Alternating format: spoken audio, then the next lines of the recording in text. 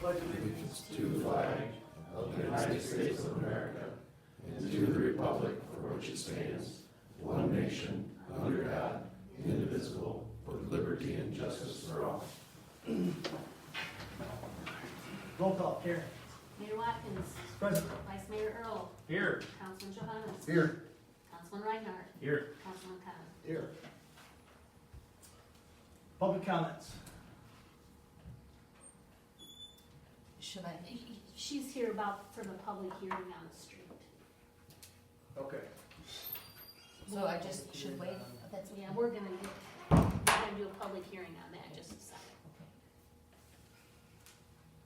Hearing none, we'll go on to the consent agenda. Brandon, do you have anything to say on that? Nope. Do we have a motion to approve the consent agenda? I would make a motion to approve the consent agenda. I'll support. All in favor? Aye. Opposed? New business. Close out the public hearing, the South Ruggles Compton Street Infrastructure Improvement Project. Thank you, Mayor Watkins. As required by the CDBG Infrastructure Resiliency Grant, the city must hold a public hearing to close out the project. These grant funds allowed us to do major utility improvements on South Ruggles and a portion of Compton Street. This is part of the grant closeout process. The hearing is to hear final public comment from the community on the project. And this is, We need to move to a public hearing. okay, do we have a motion to approve to a, I'll make a motion that we move to a public hearing. I'll second it. all in favor? Aye. Opposed? Now Teresa. My concern is, over the summer when they worked on the street, and they found out that they had to bring more dirt in, there's loads and loads of truck to compact it. Well, when we started compacting it, I am in the old Hathaway house, third house behind 5-Star Pizza. And Sue and Bill Wagner kind of kitty corner across from me. And said something about how do you feel that motion, when they're coming together? Well, mine continued to get worse, and she said, we don't have anything.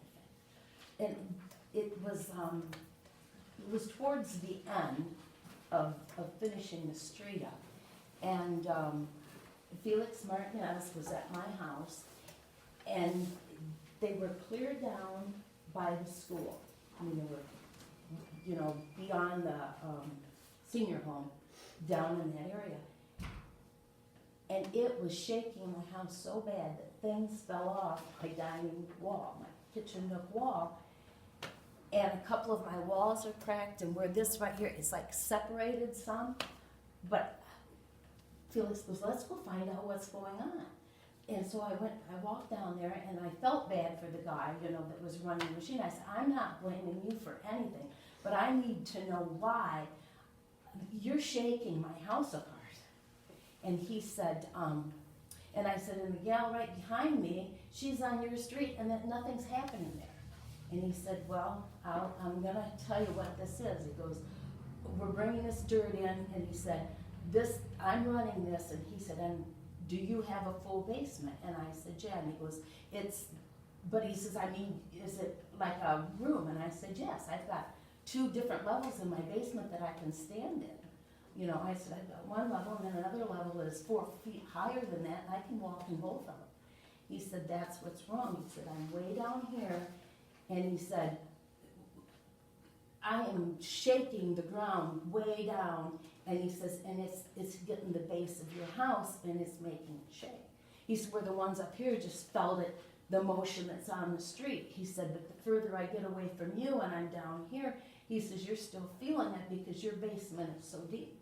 Now, the damage that it's done, it's not going to cost that much to do. I mean, it cracked a few walls like this, and like I said, this baseboard here. But my concern is, what's going to happen when they get on my street? If something like that. I don't know that do we know if we've got a water leak on my street? Are they going to have to haul dirt in like that? But, I mean, it could get, if they're that close, they could crack all my cement foundation and everything, my bricks to my house. It's interesting because I live just on the other street from you with a full basement, single-story house, and we didn't notice. Yeah, I mean, you could feel a little vibration when Oh. you're right in front of the house, but Felix was there, he knows, I mean, he goes, what is that? Cause the stuff, I said, that's what happens when they do that, and I started crying, I said, they're clear down at the end of the street, I said, all day long when he runs that, I said, my house shakes like that. And that's what he told me, he said, you've got an extremely deep basement, because he said, that's where I'm putting all this pressure. And he says, and I'm vibrating it that deep down in there. And he said, so the people that aren't down as deep aren't experiencing that because it's below them. That's what he told me. He says, I'm clear down to your foundation. Because I could feel it when everyone else could, but it wasn't that bad. But the further down the street they got, the worse it got because they're packing more dirt. And that's what he told me. He says, you're still, you must have the deepest basement on the street. Frieza was in when it happened. She did come in and made Lori and I aware of what was happening. Yeah, because it was frightening me, because I thought, you know, what happens if you destroy a foundation to a brick house? But I didn't notice any crack or anything. I mean, I can't get down to see the bottom, you know, I don't know, but I haven't noticed any leak. I mean, we've had snow and it's melted. I don't notice any water in my basement. So I'm saying right now that there's no, you know, it hasn't done any damage to my foundation, but my walls. But what is it gonna be if they have that on my street? What can I do to say, hey, you can't destroy my house? yours being a two-story house, It's probably three. just that just makes it that much more amplified. It's a 3-story house. Well, really, it's a 4-story house because I've got the basement, I got the first floor, second floor, my attic. And my attic, you could put 3 or 4 bedrooms in. So, I mean, but that's what he told me, you know, he felt really bad. I said, I'm not blaming you, I know you've got a job to do, but I'm concerned with, I wanna know why it's just me that's experiencing it. Everybody did at the beginning. Everyone's, oh, it jarred us a little bit, you know, but I'm telling you, my house actually, and it's brick. I wish Mike was here so I that was he could just- address I was that. just gonna say, is that something we should address with Mike? Yeah, or if you want to have our contractor that did the work come look at it, or? I mean, I guess The one that I talked to was on the machine, you know, but he explained it to me why, I mean, he knew right away why, that I was experiencing that. But like I said, what's happened so far is, because I have plastered ceilings anyway, so you know, you can just fill that in and paint over, but I don't want them coming to do my street and and then maybe it would even be worse on my own street. Well, that would be something that the engineer would have to, if it came to where your street had to be tore up, I would think would have to address the issue and, maybe they'd have to pack it a different way. Okay. That's my thoughts. Yeah, what's your thoughts? But you're gonna stand behind me, I mean, you're not gonna let them ruin my house, that's what I'm afraid of, right? I'm laughing, but you know, I'm No, not, I'm we're not. laughing with you. We're not gonna do that. We have the people that might have the answer more so than us, because we're, you know. Okay. Like I said, Talk to what's you. happened so far isn't anything major, but if, you know, like if the mortar of my bricks on the outside of my house starts breaking away because they're closer.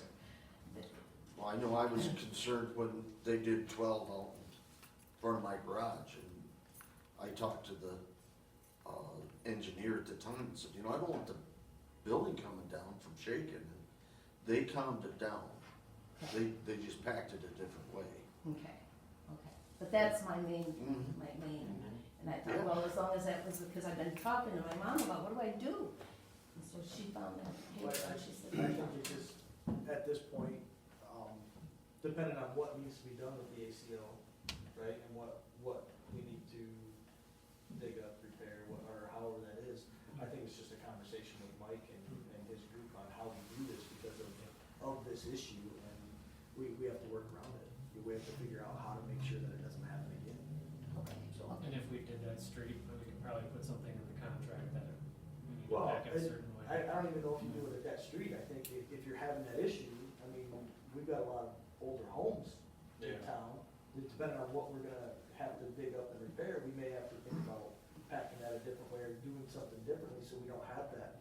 Because, just because it's happening there doesn't mean it's not gonna happen if they do the same thing on a different street. So Right. I think we just need to have that discussion with Mike when it comes time to do that and say, look, Yeah. you can't do this. We've gotta look at a different way to do it. Sounds like an all-day earthquake. Because you're not the only, That's what, because you're not the only brick house on that street either. Terry Van Vliet's brick too, so, you know, you wanna make sure that this is correct. right, And right. his isn't near as tall as yours is. either. No, no, And No, I'm ours is guessing tall. it has, yeah, yours is, yeah, ours is, but you didn't. But do you have a experience- really deep basement, do you? yeah, we can walk around, no problems. We got a real deep raised basement. Yeah, I First think- floor, second floor, and added two, but we're not brick, that's, Okay, well, that makes me feel better, is that you're aware of it, and that if they do my street, that will be. we won't let anything happen to you.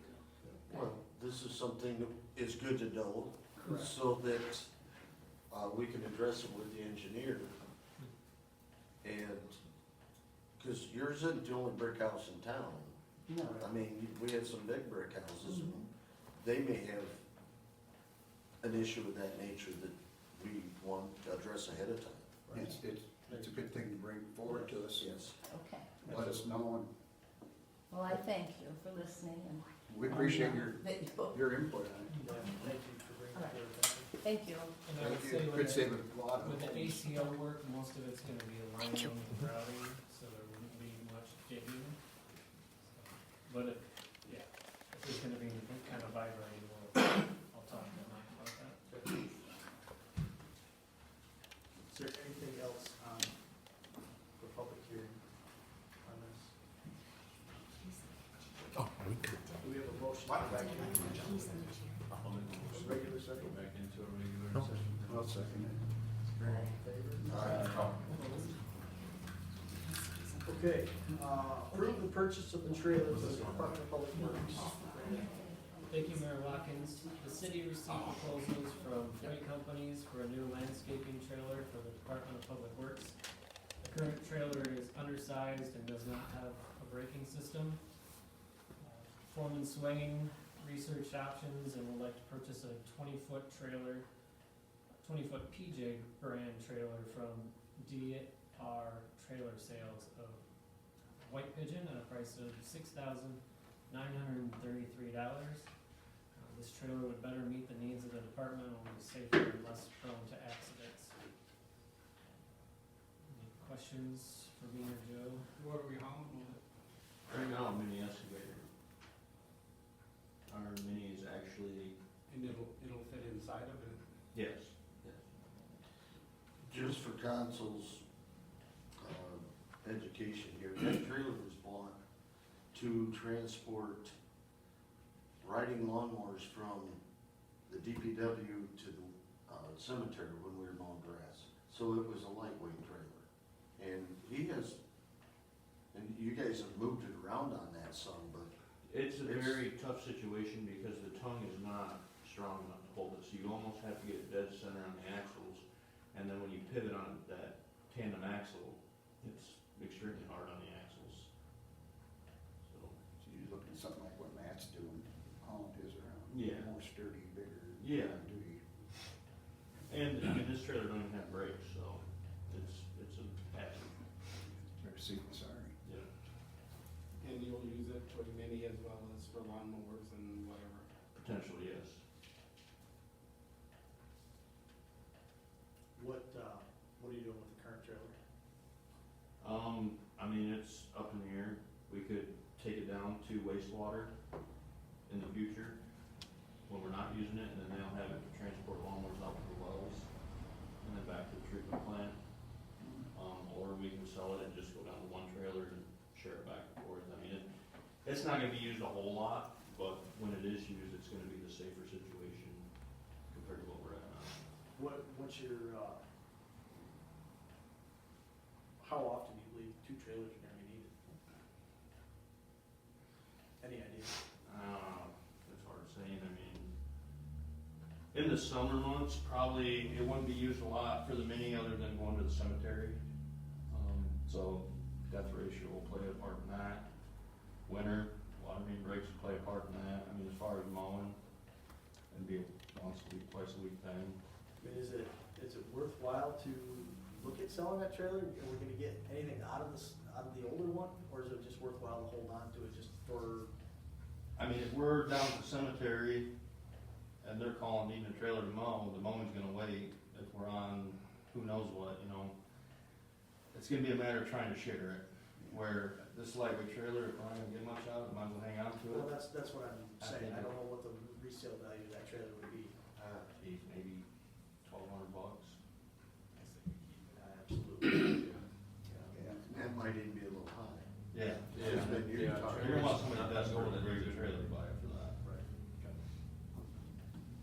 I don't have any other questions, anybody else? No. Anybody like to make a motion to approve this? I will make the motion. I'll second. All in favor? Aye. Opposed? The 214 East Chicago Street parking discussion, Brandon. Thank you, Mayor Watkins. As you'll recall, in 2022, the city had the home at 214 East Chicago next to the post office demolished as it experienced a fire and was abandoned. The city does not currently own this property. We expect it to go to tax sale possibly this summer. If the city were to purchase this property, we would need to pay an estimated $8,000 to $9,000 in back taxes. There will be a portion of that would come back to the city, that's owed to the city. Councilman Reinhardt requested this be added to the agenda for discussion, looking at possibly purchasing and making that a parking lot for the post office and the theater. Do you see anybody else actually wanting to purchase it? I mean, does the city, for what they spent on it, have a lien on it or anything, or is it just back taxes and bills? Right. That they know use? Question. Now, on that chunk of property, what's up, do you see up from 12, in the back, does that have an L to it, or is it straight? It's straight back. Straight back. It's, So I thought maybe that would work out for the theater, having a back entrance there, or something of that nature. I think it's kind of landlocked to be able to do that. It doesn't, it's not adjacent to the back of the theater, I don't think. What were you thinking actually, for the post office, getting them off the main drag? Yeah. I will say this, and I Get was, them out of that back parking lot too, from the post office. it was not that many years ago, and we had quite a snow, the slush would build up along the, trucks they were trying to get cleared out, but I went up to the post office and I had got out, and I found a lady who was trying to step over the snow, and she slipped and fell, and she wedged herself in between the vehicle and the snow pile. And she had told me at that time she wished there was some parking so that she wouldn't. And I know what she's talking about, and when the snow's there, and these people are trying to climb over it, and they're along US 12, they're opening their doors, and if we had, I could go with Councilman Reinhardt a little bit on that, but I think it would make it safer, getting people off 12, the older people. Because sometimes when it's slippery, they open the doors, it is slippery, and you do have that snow on there. I helped that lady, I had to almost dig her out of there and help her up out of there, Joe, what's your opinion now, if you have it to where you face east, is there enough room to be able to, you'd have to have those be pretty wide spaces? Yeah, it would almost be single row parking, just you'd have a drive in and it'd be only along the east side of that parking lot to park. Cause it's not very wide, really. No. I drove in there and looked, and that was my concern is I drive a bigger truck, Matt drives a bigger truck, and there are bigger ones yet than ours, and if you get somebody in a big 350 or a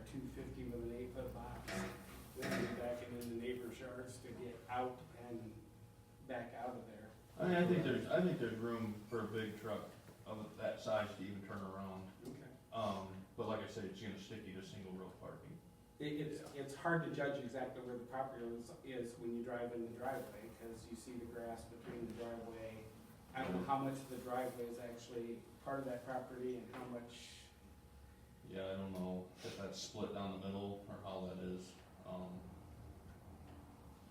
I mean, if you pull in that driveway, you can actually pull in, go behind the two little apartments there, pull up to the theater and back out and go back out that driveway with the boom truck. So, I mean, there's room, but like you say, not knowing the property. right, But with the, like you were saying, we don't own to be able to pull up behind them either, do we? No. So technically, we wouldn't be able to count on that. Well, my thought is from where that is to the apartment or the theater is actually less than what's the other. Oh, I see what you're saying, you're comparing it to turning around on that Yeah. side. Oh, Gotcha. Well, and you're talking, I mean, even if you go to single row parking, you're not talking like you need 20 parking spots. You're talking a few extra ones to help get them and help clear up that congestion in front of the post office. Yeah. In and out. And if we go straight back to that fence, you can leave a big section open to push all the snow off. Well, and here's the other thing, you're Yeah, thinking that's that it's $8,000 to $9,000 in back taxes is what it's gonna take to purchase that. Right. How much of that is gonna come back to the city, so what's the true net? Right now, cost of that? $12,415.87 are owed on it. $3,905 of that would come back to us, so. So we're right around that 8,000, 9,000. yeah. That's gonna be the true overall cost of that, Correct. when it's And it's not. not gonna go this year, it's gonna go next year. But the accumulation for taxes for this upcoming year will be minuscule because I've already taken everything off from that, it's just a lot now. I researched what's required for parking lots, and I came up with just a rough ballpark of about 19 spaces. One row of parking facing the post office, not angled or anything like that. And then giving about 27 feet for people to back up, like 2 lanes, basically. Have room for incoming, outgoing traffic and people backing up. I don't think there's a lot. People are pretty much in and out quick.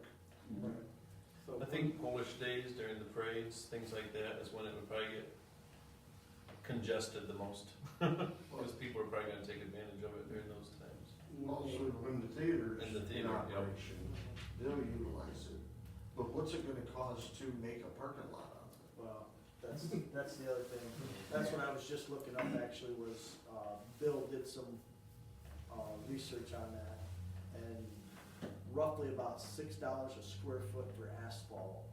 Soil removed and the road gravel base could be up to another $3 a square foot. 100 by 100 foot square foot would be $90 grand. And that's still not on our means, which is always high, but, I mean, that's, Oh, I never would have thought. That's what I was So curious. that's, yeah. so what I look at is, who knows how they backfilled the basement when they pulled it out? I mean, did they just dump black dirt in there? You could potentially be digging down 18 inches and taking out 18 inches of top dirt, and then hauling in road gravel to build that back up to within 6 inches of the top. Well, So there's a lot of unknowns in that. And just so, my only thing is, if we're gonna move ahead, I want everybody to understand, you know, it's not, we're gonna buy it for 10 and we're gonna put 25,000 into it. It's gonna take a little more than that to truly build something. do we need true asphalt? Can you get crushed asphalt? Can you get the stone? Yes, I mean, I'm plowing it. I don't know, I'm just asking, I mean, I get that plowing it's gonna be a chore, trick, I understand that, but, I mean, if we're looking to add something like that, I mean, we can find cheaper means, I guess, but you're the one that's gotta deal with it. Potentially, you could even go with limestone. That packs just as good as crushed concrete, or crushed asphalt. So, I mean, there's other ways around it. But you're still gonna have to peel dirt, you're still gonna have to put a base in. And if you went down 5, 6 I don't know what the basement was in the house. So, I mean, I'm guessing in memory, you know, there was about 3 foot of it out of the ground, so you got at least 5 foot. And if they didn't put something and they didn't compact it, you could dig out the top 18, fill it, and have that continue to sink for a couple of years. That's true too. And if you have the post office trucks that decide to drive in there and park, you know, you got that much more weight. Just being the devil's advocate here. You know, You gotta look at all aspects, Yeah. definitely. Now, Joe, you're around when they did the actual demolition in that. Did they take the basement out? They didn't take it completely out. I think they went about 2 foot of the wall. They got 2 foot of the wall and then backfilled it with gravel. With gravel? I knew you know what they backfilled. Yes, they backfilled it with gravel, and then they brought a little bit of topsoil in to try and get grass to grow. So you know that section, it's not gonna take a lot of digging, but No, I don't think so, but I'm not sure if they compacted it. So it could be a couple of years of sinking. Well, if we stick with crushed asphalt and or limestone, it's a simple little additive where if you pave it, then it's becomes a real heavy. Right. The other thing, if we did, like you said, crushed asphalt or limestone, do that for 10 years, maybe 10 years down the road, we wanna pave it then, and it wouldn't be a huge amount all at once either. And if you do go that route, it'll be harder to rock. oh, And yeah, you're driving on it. Now, Karen said it's not gonna be, come up this year, it would be next year. Wouldn't this be a discussion to have For the budget. for next year, not so much this year? But I think, yeah, absolutely. I think it's to kind of think about and also do some more research, find out what, you know, if we go with the limestone or whatever we go with there, what's our true cost into putting that in there at that time, right? And then, I mean, we can budget around that if we have the extra. it would probably be fourth of the cost. I mean, it's, if it's gonna be affordable, it'd be nice to give people a place to pull off without having to park along US 12. What's your thought, Scott? Huh? Be nice to have the post office buy it and pay for all that, but. Yeah. Well, and that's the other thing, how, I mean, if we're gonna put that parking lot in, That's good. I mean, how hard of a chore is that to contact them to find out? We can't even Billy get already that has. right amount of postage on it. Mailing, I don't, Billy, you checked into that, didn't you? Yeah. They said it could take 20 years if we gave them the land for them to build, do anything with it, cause it's working with the federal government. I mean, it's, I think it'd be a safe, if it could be affordable, you know, just give a few cars off US 12. you know. I mean, truly, it has more value to the post office, Correct. cause they could have a circle drive then for the trucks coming in or out. But, we'll just end up mowing it for 20 years. Exactly. Just as big some out of it. I mean, it's gonna help farmers market too. It's gonna help Polish Day, food pantry. Yeah, and it's just, there's a lot more than just post office entailed to a parking lot. So, Yeah, you're right. Here's a question I have is, when the road gets redone again, in how many years they do the mill and fill again, are they going to narrow it down to 1 lane each direction like they did in Coldwater? Because if they did that, and they forced us to go that route, you're going to have extra width along that road for parking. That right now we have 2 traffic lanes, and then you have the little cutout for the post office. Well, if they force us down to 1 lane, you're going to add a safety zone because instead of 2 traffic lanes, it's going to bump down to a 1 wide one. Are you, or will Is that gonna- go bike lane? Yeah, well, that'll be a bike lane or parking. Yeah, I don't know. They might put a flower garden down the middle of it. Well, and there may not be any parking on 12 then. Yeah, yeah, They might I completely don't know. take That's away something to parking consider on is 12 on them. what is going to happen down the road when they go to redo that road again. What's the state going to force us to do? Are they going to let us keep the 2 lanes each direction? Or are they going to force us down into 1 with a divider? Or, you know what? But something to consider for down the road. Maybe if they make it. Yeah. Cause, you know, I've had campers and dump trailer and flatbed in and out of my driveway off of 12. You'd really love a flower bed in the center. I already upset enough people because there's days that people get behind me and I just put the truck in park and turn the four ways on until they back up and go around me so I can back in my driveway. That's all you can do. Well, the state's trying to put us on a road diet. Yeah, they did. Last time I was on council. Yeah. Last time it was voluntary. Yeah. Next time it might not be. So I think at this point, I mean, obviously, nothing needs to be done on this, but I think, you know, action items, if there is any, is to kind of look at what the cost would be, alternative other than asphalt to do that, right? And then kind of wait and see when that comes up for sale, for tax sale. And the fresh concrete's not that expensive. I mean, I think I was paying $80 for 3 yards or something last year in my trailer. So it's not horrible expensive. The hauling is where it gets expensive. Good idea. So maybe we should buy a dump trailer instead of a regular trailer. No, if you need to borrow them, I have them. Good thing you got dump trucks. Yeah. Is there anything else on that? All right, adopt the Michigan Gas Utilities Franchise Ordinance number 218. Brandon.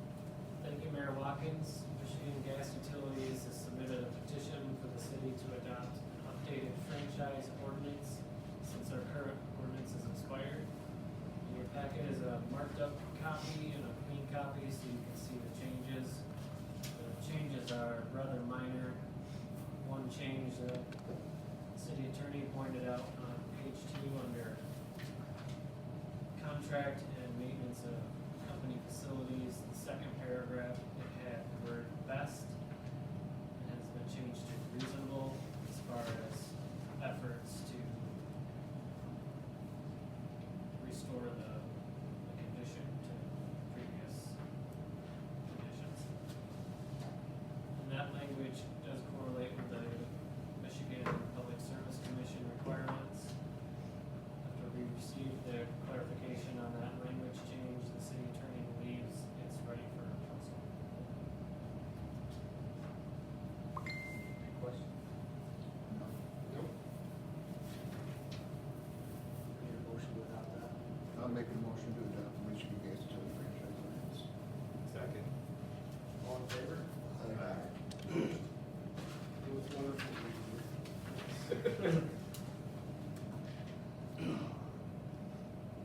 Do you want to go to that one, the marijuana discussion now, or do you want to get to the other two and then finish up that? How do you want to work that? That's fine, if you wanna go that route. You want to Just switch it. get the main business taken care of first? right? Sure. The next one, approve the additional Department of Public Works position. For the past several years, the city's only operated with 3 Department of Public Works employees and 2 wastewater employees. In the past, the city has had more than 3 employees dedicated to this department, as many as 5 about 10 years ago. Staff is proposing we add another full-time position to bring it back to 4. This would allow us to get more accomplished. The cost, those wages and benefits would be spread out over several months. I'm all in favor of this. I like the idea. Just for the fact that, you know, if there's one person at the wastewater plant, and the other one's out helping, I mean, I can't believe our workman's comp carrier, insurer, anybody would be happy with one person in the facility at one time. Well, if you got somebody at the cemetery and somebody at the wastewater and somebody working off duty, and something else goes wrong.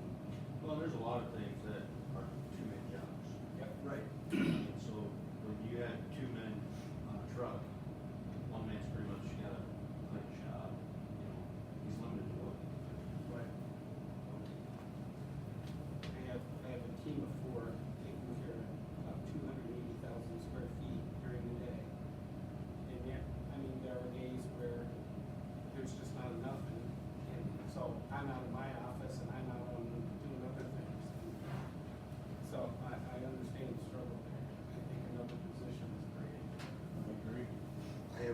concern, and that is the fact, I agree with three people in DPW, but we can't let wastewater be left behind. It's too expensive. We gotta keep that up the best we can. And I know that your guys, on occasion, always are gonna have to pull somebody from there once in a while, but I truly believe with three people in the DPW that are working, I count there's a lot more than 5 people that were there before. So you're saying keep it at the 3 and the 2 now, Yeah. not add another person? Well, you've only got 2 right now in the DPW, right? We would add the 3rd person there. Currently have And three. no, In the past, it was 3. We're hiring back to have 3, trying to add 1 more. So you're gonna end up with 4 and 2. Yes. And then one of those 4 is you. Right. Okay, so 6 total at the, okay. Is that what you're, I'm just trying to. Right. I wasn't understanding You're- correctly. there's gonna be 2 guys at wastewater, right? Yep. And then you want 3 guys for the DPW? Plus himself. Plus Plus himself. myself. Oh, Yeah. plus yourself. Okay, so you're Because I adding am still a labor. So an additional person would make it less often that we have to pull somebody from the plant. So that way there's always 2 people together, running lifts, running equipment. Right. Or if one guy, you know, you send 2 guys out to do a 2-man job, Yeah. one guy can go do trash, one guy can go do pick up bags of brush. I'm 100% for it. Okay. How many people, who's in your department right now? Jamie. That's it. So if we hire 1 more person, that will be in your department. So Jamie and the next hiree is to cover what we had, Mm-hmm. and then we add, well, then you got myself, and then we're gonna add another position. So you're actually down, if we go to 6, you're down 2 right now. Yes. Okay. And we're still hiring for 1 more and looking. I personally feel that we need to go to 6 between the 2 departments, 2 for wastewater, 4 for DPW, and the 1 is including yourself. That's my opinion. Anybody have any- I don't think you'll have trouble keeping it busy. No. It's just, like you said, safer.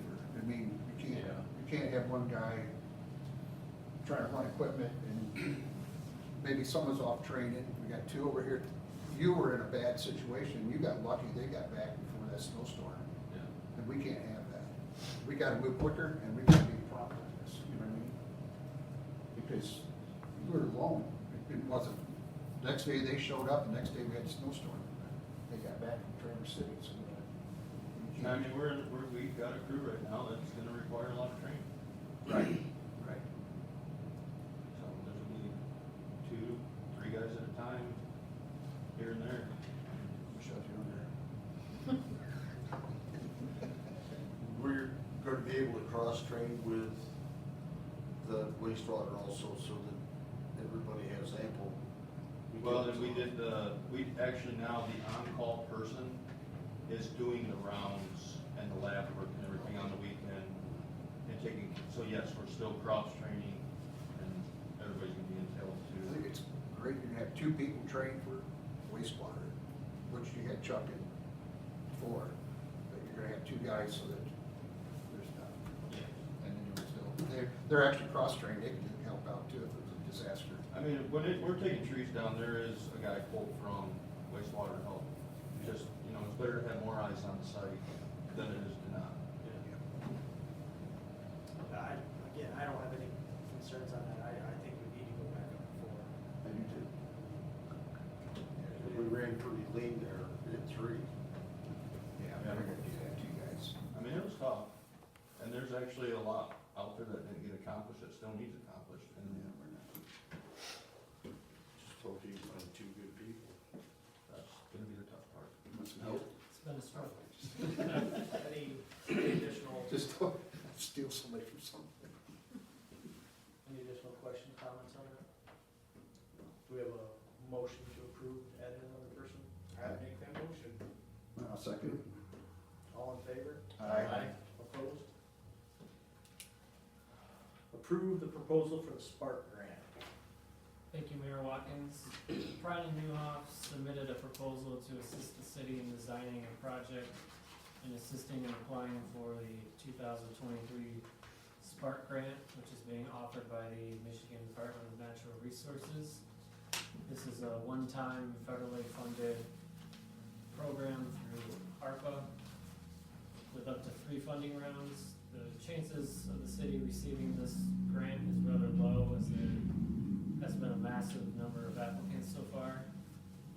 However, the site design that we possibly might be doing would be able to allow us to use those plans for applying for the Michigan Natural Resources Trust Fund grant next spring. That we would have the CEDAM fellow assisting us with on that.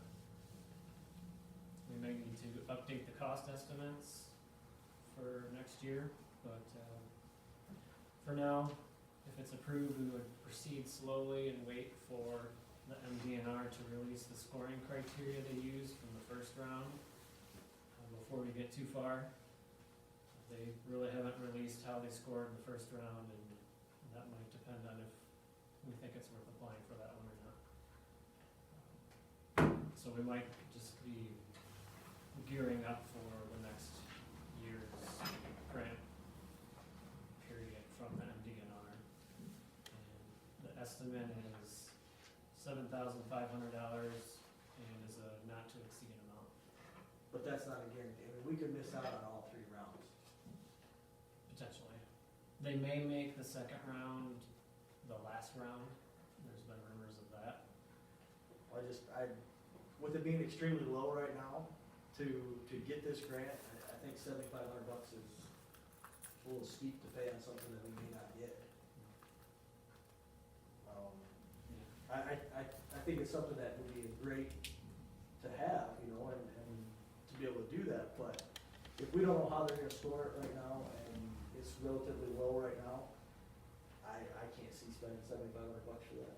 And what's this project It'd be for the trail project for the, that council had discussed moving forward with. what do we think the trail's gonna cost? We don't. Can we leave it dirt?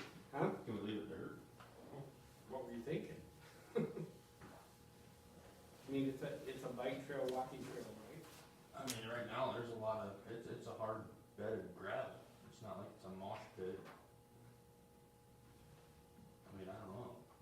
I mean, the worst of it right now is trimming trees, cause it's getting overgrown. And so, in the proposal or what they were gonna design, that's asphalt, is that what they're thinking, or concrete walkways, or were they thinking just leaving it gravel and just making it pretty, or? We didn't discuss the details, but I'm assuming asphalt, as that's what most communities do for trails. I think that kind of site plan is probably gonna be necessary for the trust fund grant a year from now. So at some point, we need to have some kind of a site plan in order to submit an application. But, yeah, we can wait on that too. It doesn't cost us anything to apply for this, right? No. I think we have a much better chance of getting the trust fund grant next year. So I say We've hold off never on received a grant, so that helps our chances. In the past, their priority has been trails for extra points. We need to do this site plan, right? The $7,500 is for the site plan, is that correct? And Yeah. that's for this one that is a relatively low chance of getting. So if that's the case, maybe we hold off. Do it in the fall and If for we got next a spring. better chance of getting one next year on the other one, I think it's easier to spend that money at that time than it is right now. Yeah, I'm with you on that. And then I think it gives us a chance to, as a group, to start thinking about what we want the trail to be. You know, are we gonna do something like benches or something along the trail, or is it strictly just another asphalt jungle that runs down through there for people to ride their bikes and walk on? So you're gonna need to add sidewalk to connect to existing sidewalk network on each end of the trail, Elbers and up by Raymond and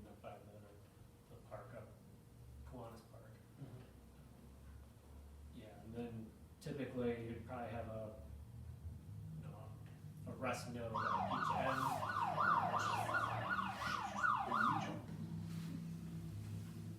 Typically, you probably have a rest node at each end with benches and things like that, typically.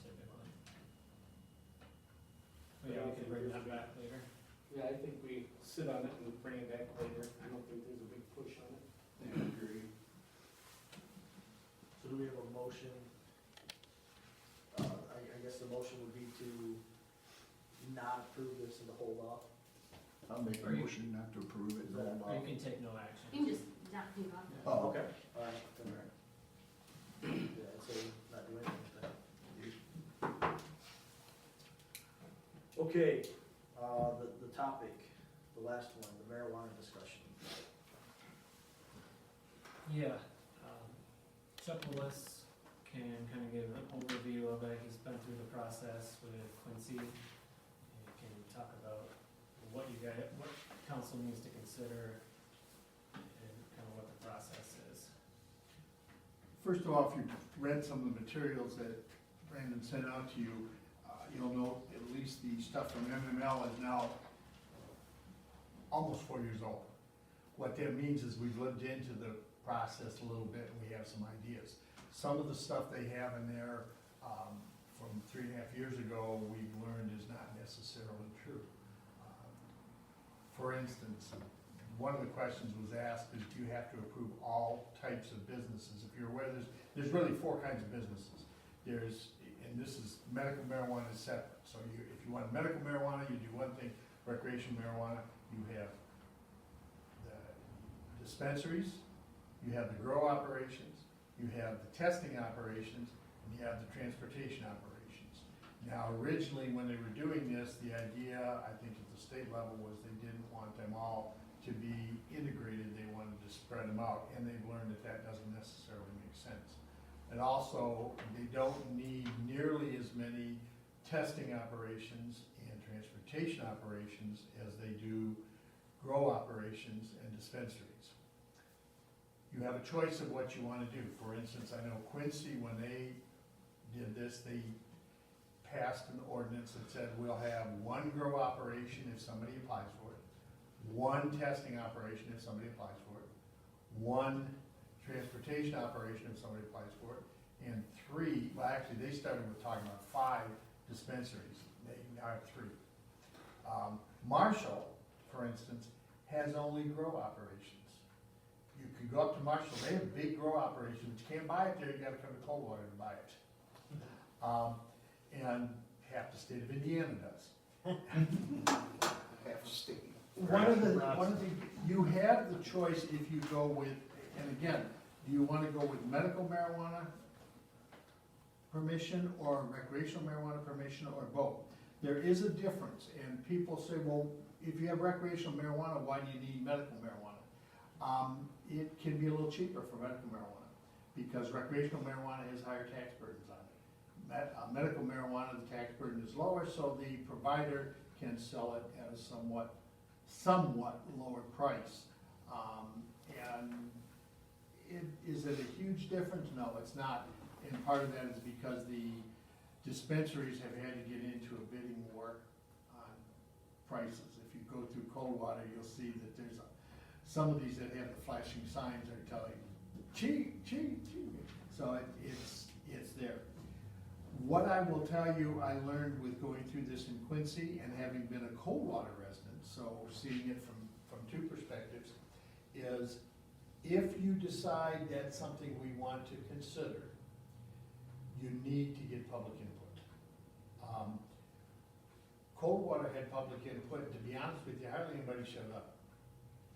Quincy had public input, and the hall was packed. And when I say packed, I mean fill this place and have them standing 3 deep out in the hallway. That's how busy it was. And they're smaller than you are. Now, why is that? Well, I have my opinions. I think you had some very strong personalities there that had a particular point of view and were time the torpedoes full speed ahead, we're gonna get hurt. And initially Quincy turned it down, and then when there was a change in council, there was a reconsideration and they approved it.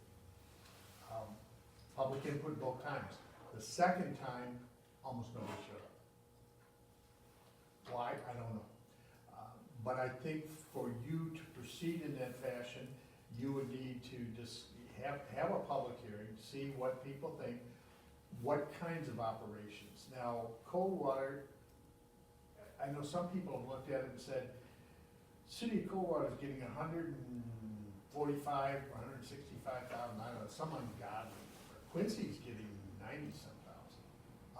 And it's based on the number of facilities, and you get a $5,000 per year license for each facility, so there's some other money that comes in. So it can be a moneymaker. I think a lot of municipalities that have gone that way have learned that they are going to dedicate some of that windfall to policing activities, just so that they have somewhat of a handle on what's going on. I will just tell you an anecdote. My wife and I were stuck in traffic going to Meyer, so you know how it backs up from the light. We're out in front of the one that's there. There were 7 cars out there. My wife looks over and goes, Indiana, Indiana, Ohio, Indiana, Indiana, Indiana. And the one down there is Michigan. That's probably the employee. That's what it was. I mean, it was all out-of-state cars. And if you go by some of the others, you'll see that's the way. That's not to say people here won't use it. I mean, it's legal. It's like going to a bar. People can do it now. I have no problem with saying, you know, you gotta remember, I was in school in college in the 60s and 70s, so it was a different world back then. But, yeah, some of you guys are my age, you remember that. But it is legal, and it's just a question of what does your community want to do? Are they willing to have 1, 2, 3, 4, or none? Are they willing to have grow operations or simply dispensaries? That's something you gotta answer. I would suggest that if you do decide to go that way, that we might invite, and I know Brandon's tried to talk to her, but invite Brittany from Quincy to come over here and just share some of her observations. She and I have walked this path. Actually, I started with Eric Zuska several years ago and then finished it up with Brittany. And they have another operation that is likely to go into Quincy. I've seen they've been digging on the backside of the railroad tracks just as you come in Right. to town on And the that's where, on the north side of 12, yep. And that is likely, yeah, that's where it's going. I mean, that's what you're looking at. There was a potential one on Great Quincy Road going south, out of town, and I think that's, again, the dispensaries want to be on the main drag. They don't want to be off so if you have dispensaries come in, they want to be where people are going to see them. And again, Quincy is within a few miles of Ohio, and they can come right up Great Quincy Road. What would you have here? I mean, you've got a line here on Madison, you can go right down into Ohio that way, so you would have some people from Indiana coming up here. And, you know, from a practical sense, how long will that last before Indiana legalizes it and that traffic dries up? Some people would say probably the near future, and others who live in Indiana would say, by God, we're never gonna legalize marijuana, so it's not gonna happen here. So you wanna bet on it? I got a quarter, you can flip it, and let's put you out of here. Those of us who are municipal attorneys try to stay up on this. There is some movement. Places that did ban it are now rethinking that because of the amount of money that can come in. But you also have to look at realistically, what are you gonna get? The people that open it up first are the ones that are getting the big money. If you think, I mean, do you know how many dispensaries are in Coldwater now? 13, I think. There's 11 open. 11 open? Yeah, so far. There was 8 open last year, and now we're up to 11. Do you really believe 11 are gonna survive? Yeah, and that's just it. I mean, nobody knows, but if you look at where some of them are located, they're on US 12, right off of I-69, those are gonna make it. But then you've got There's one that's in the parking lot next to the laundromat behind the Century Bank building on 12, which is sort of down from on the way to go to Home Depot. That one's sort of out of the way. There's one in the parking lot by B-Dubs. That's fairly noticeable, but then there's one that's back in the parking lot behind B-Dubs, and that's not as noticeable. So, yeah, I just don't know. They got the one that is been coming out of the ground for over a year now there on Michigan that is just at its foundation basically. Yep. And that's been a year sitting there. We do, we've done a lot of work for them in Coldwater. And I can tell you that people are polite, they've got beautiful buildings, they require the buildings and their property to be kept up nice. Mhm. They pay us good money, they pay good money for the snow removal and keep the grass nice. Oh, the rules are the state level. Remember, anybody that has any of those 4 operations has to meet the state requirements, and they are strict. And they do drop in to see if they're doing it. And when you go in, I've been in one, I'm not gonna lie, I've been in one to see what it's like. You get escorted. You don't just get to walk in like you do into Meyer and say, oh, what do you got here? No, when you go in, somebody escorts you in there and they answer your questions, and if you wanna buy something, they get it for you, and if you say, thank you, I just want the information, you walk out. And there's no pressure, I will tell you, there was no pressure to buy anything, but it is, as you said, very polite, but the state does regulate that. Now, that's the dispensaries. I can't tell you about grow operations or testing or transportation. My guess is those are gonna be pretty. I've been in the transportation one in Sturgis, Yep. when I worked in security, we had to put the cameras in and everything. They have cameras in, at least 2 cameras, I think, in each van that they use to transport. And then every angle of that building is covered at least twice. So this camera catches that corner, but that camera has to also catch that corner, and everything's doubled up. It And is. there's safes that they have to lock anything up that might, you know, they should come back empty-handed to the building where they store the vans, but if they shouldn't, for some reason, there's a safe that's in a locked room, that's in a locked building. Well, So it's I like just- triple locked. at the last Quincy meeting, I reviewed the preliminary site plan for the new operation in Quincy, which does include dispensary and grow operation, so it will be a little both. And, when you look at the floor plan and the schematics, the doorways, the locked doors, the double doors, all, I mean, it is just like you said, Bill, it's very regulated. So I know that in Quincy, those 2 places had armed guards to start out. I don't think they do anymore, because I think they found they don't need it anymore, because it is so well regulated. It's so well controlled. But again, the key issue is, what does the community want? If I can advise you of anything, it is that you should talk to the community, have a hearing and say, we can make some money. You get $5,000 a year for each license, and then you're gonna get some tax money back from the state. You can look at what Quincy got for the number they have and what Coldwater got for the number they have, and you can figure out what you're gonna get. So that's not hard to figure out. The question is that something you want? I was really surprised. Marshall chose to have grow operations, but they did not want a dispensary, and they have none. I'm sorry, go ahead, Rick. I have a couple questions, and one of it is administratively on the city's end of it, how much work is there? Brandon will spend a fair amount of time during the initial process if you approve it and people come in. Now, they have to get approved at the state level, and then they have to get approved at the local level, and that includes licensing approval and includes zoning approval, so you're gonna have to meet both of those. The actual construction is really more regulated by the state, as Bill was saying. You don't have a lot of control to say, well, like this. You do have a little. For instance, you could say, hey, we want a couple of extra floodlights here to cover so we can see it easy.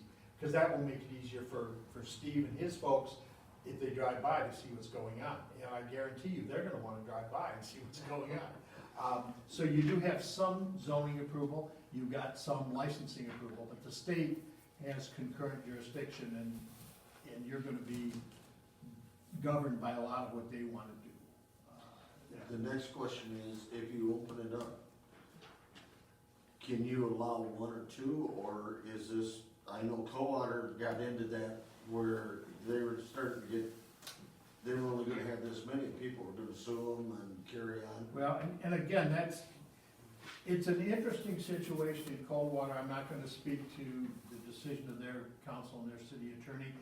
They are in a really different situation because they have a major highway going through the city, bringing people in the state from 13 miles away. So there was some pressure there saying, you can't block us. Quincy, on the other hand, right from the beginning said 1115, and then they went 1113. And that's what they've stuck with, and nobody's bothered to raise this. Yeah, there were a couple people at first said, well, we think you ought to give us a chance, but then what happened is they weren't getting it from the state. I mean, one guy that came to Quincy and said, I think you should add one more of these, couldn't get approval from the state, so it's like, why should we add it if you can't get approval from the state? But yeah, you can choose, and like, again, Marshall chose just to have one type of operation. You can choose what you want, how many you want, and then you have some zoning control. If you decide to go that way, then the next thing, you're gonna need to get with a planning person to amend your zoning ordinance, because that's gonna have to be done. We had to do that in Quincy to make sure that we had proper zoning over there. And again, they just contacted, people out of Kalamazoo, I forget the name. Same people you use, I think, for zoning. McKenna, yeah. And McKenna just said, here's what you do. So basically, there's a lot of steps to A take. lot of steps in there. But it's could be profitable, very profitable. if Well, you take And again, you have to make a judgment, is it profitable? Well, and I think that's, the only reason that I brought it up is you see the money that the state is paying out. You hear some of these things. And again, when it became legal, we as a council put the moratorium on it, basically, and said, we're not gonna do anything until we get more information on this, okay? Now, fast forward 2, 3, 4 years, whatever, we've got this information. The existing communities around us are doing this. Again, all I wanna do is exactly what you said. Bring it up to the community to let them have an input and to say, do we wanna do this or not? Okay, again, I'm not saying just because we're doing it, you're gonna get, I'm not doing it for my personal use by any means, because it's not something, but I'm just saying, I think we owe it to the community And to don't- at least have that discussion. Never say never, because the thing is, the marijuana today is way different than it was 40 years ago, because now that you've got a type that is simply nothing more than a glorified sleeping pill. That's all it is. I'll tell you what, with the back issues that I have and everything else, trust me, if I could get away with my job, it may be something to consider that because of what I went through a couple years ago with that, so. But to give you an example, my sister lives up outside of Munising. We were up visiting her last year. Munising is a town of about 2,500 people, maybe the size of Bronson, a little bit bigger. Not much. Big tourist area. They had two dispensaries, and I talked to people that up there, and they said, yeah, we're busy during the season, but we lay off most all of our employees over the winter because everybody comes here. So, yeah, there's money if you attract the businesses. If the question is, can you attract them? And I don't know. I mean, that's something you've got to look at, the types of businesses. And again, there are 4 types, but my guess is by now, the testing and the transportation have probably sort of worked themselves out. I'm not sure there's many of those, but there are people, MML, I mean, Brandon could call MML, I could call MML, you could call MML, and they will give you some information. The places that are still expanding are dispensaries and grow operations, because the more dispensaries, the more you need to grow operations. But the others, pretty much there, I'm not sure there's a whole lot of growth there. might be more in a bigger city. I don't know what it'd be in a town of 2,800. Do, they cannot operate with credit cards, is that correct? What? Credit cards? Cash only. It's cash only. Cash Cash only. So that means that one could have a large amount of cash. Absolutely they do, and that's one of the I security think issues. that's one of the issues that Steve had. I seen, I think I told a story up here, Yeah. consumers in Coldwater, guy gets out, he reaches on the seat. No exaggeration, it was all cash. Carrying it under his arm, not in a bag or nothing. I opened the door, I said, you need to get in there, you know? And then the lady said, well, yeah, he owns one of those over there by Walmart. And you know, there's some interesting, because there are people who claim that since the federal government still does not recognize marijuana as a legal drug, it's still a scheduled drug, that federally chartered banks should not be allowed to accept marijuana money. And there's some people who argue that. That's why you will find most of the businesses using credit unions, like consumers, and not so many banks. But again, there's also, you hear noise in Washington that they're gonna take it off the schedule and just leave it up to the states to do what they want. Michigan has learned in 4 years that some municipalities want it, some don't. Same thing in Colorado. My daughter lives in Colorado, and the city she lives in, which is a suburb of Denver, doesn't have any dispensaries. But other suburbs do. So it's each municipality chose, what are we gonna have?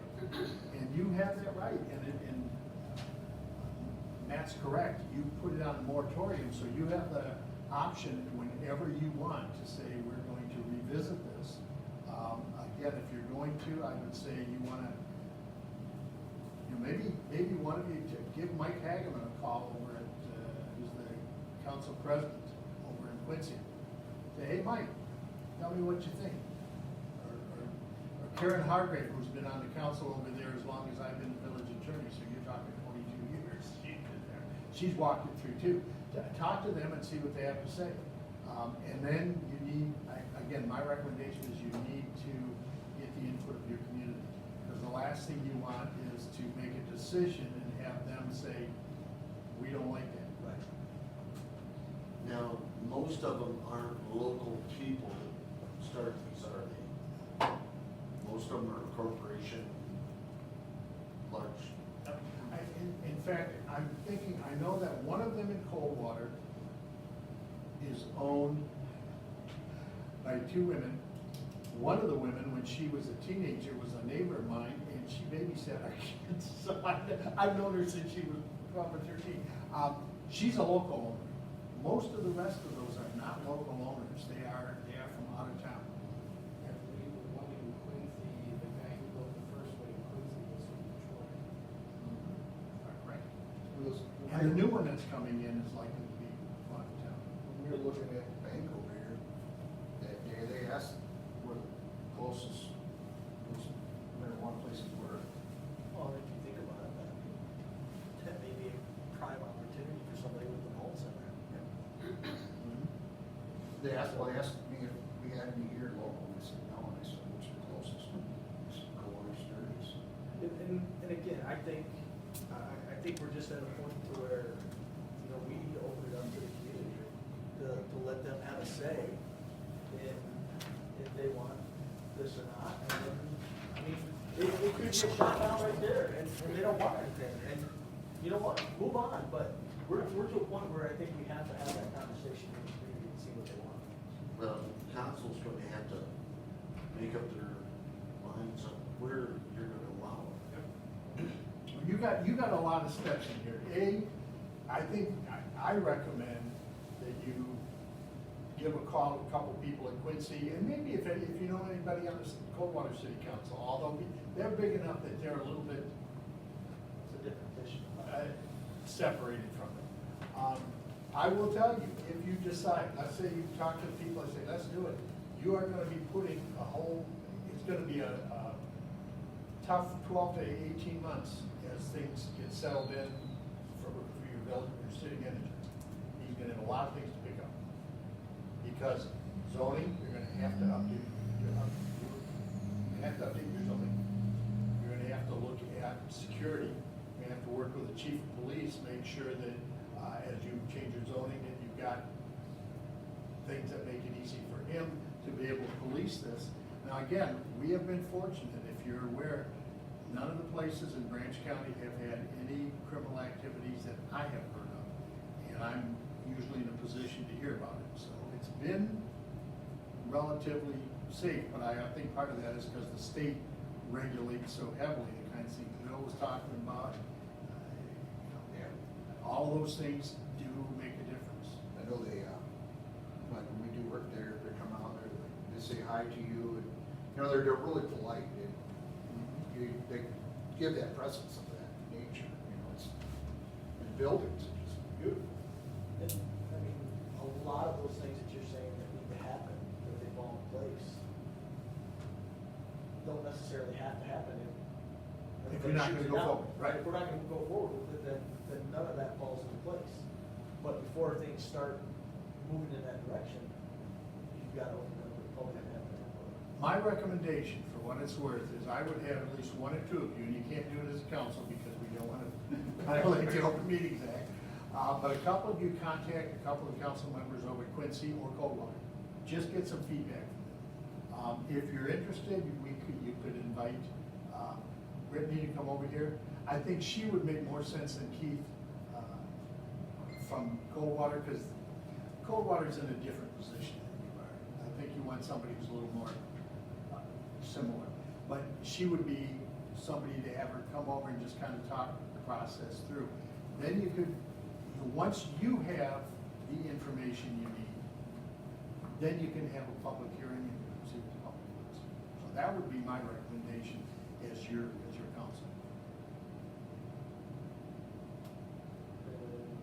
Nope. Comments, questions on that? The only problem with public hearings are your silent majority are gonna speak. And Here's their opportunity, Yeah. right? I mean, that's the thing. If you don't speak up, shame on you. But it seems like we always run across people who work for it, they never said anything, but they complained about it afterwards. That happens every year. No matter what the subject is. Right. It would be the same if you were gonna allow Chickens. balloon You had to do it, didn't you? Yeah, I had to say it. Karen, you're getting out just at the right I time. know. I will tell you, when the Michigan voted that in, when Michigan voted legalized, that was one of my biggest voter turnouts, was because people came in to go yes, to legalize it. I saw voters I had never ever seen before, and I haven't seen them since. So, I mean, that tells you, There's an interest. there's an interest, Absolutely. absolutely. Absolutely. Well, my brother drives from Warren, Ohio to Detroit Yeah. by his. Is there any other discussion on that? I think we know what we need to do moving forward. Okay. Hearing none. City staff comments. I don't have anything this month. I won't forgo my comments in the interest of time. Thank you. I got places to be. City manager comments. Thank you, Mayor Watkins. Just point out in your packet, I prepared a I&I report that shows for the last 2 years, how much water was pumped from the wells and then how much was treated at the treatment plant. And then the budget report put in your packet shows up to March 8th, where we're at with the budget. Most funds are under budget. Wastewater is basically on budget. And general fund is about 59% of, we spent 59% budgeted amount, 1.485 million.